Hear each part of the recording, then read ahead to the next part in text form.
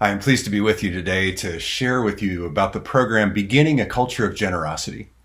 This program came as a result of conversations with some bishops, some synod staff, and then many pastors, recognizing that it's a critically important year for us to have a solid stewardship response, but that there are many things that are distracting our time in the midst of this pandemic.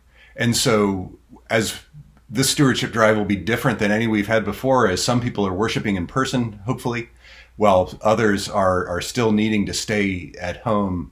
How do you do stewardship in that atmosphere? For that, we've created Beginning a Culture of Generosity. We will focus on the most important aspects of a stewardship drive, how to make it relevant for people, how to inspire people to make the best response that they can make to invest into the life and ministry of your congregation. And all of this designed to save you, the leaders of your congregations, time that you need to be devoting into so many other things that are going on in our world today and in your ministry contexts. What I very much hope this program will allow for is that people in our congregations will see that stewardship is beyond a simple financial transaction.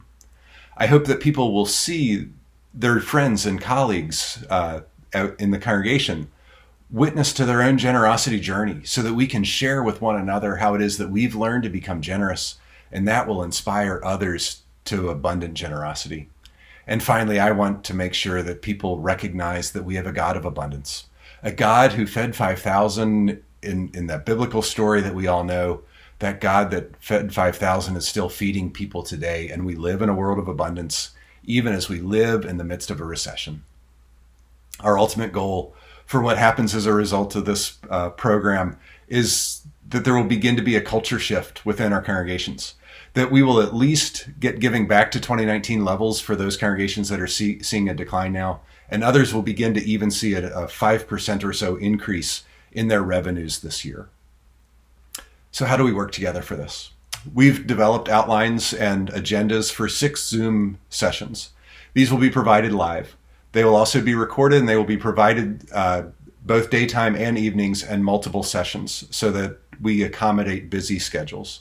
It will be in these sessions that we present content, but more importantly, we react and are able to engage with your own situation so that what's going on in your congregational context can be shared with others and responded to. Each session will have 9 videos that support the content of that session. They won't be shown during our Zoom meetings. They can be viewed prior to the meetings and shared with others in your congregation as needed, especially your stewardship and generosity teams. So these 9 videos and these 6 live Zoom sessions will be the primary way in which we engage through this. But what we will also provide you is about 75% of the content that you need to conduct an effective stewardship appeal in these days, in these times.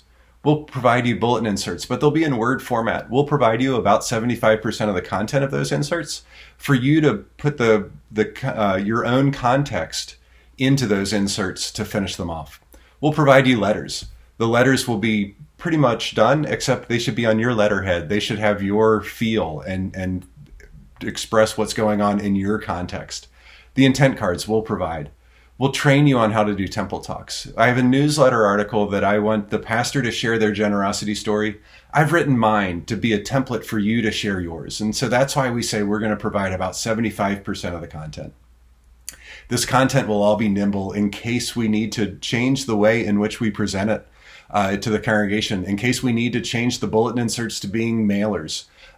So we'll find ways to make sure that people are able to engage the content that they need to make a great stewardship response this year.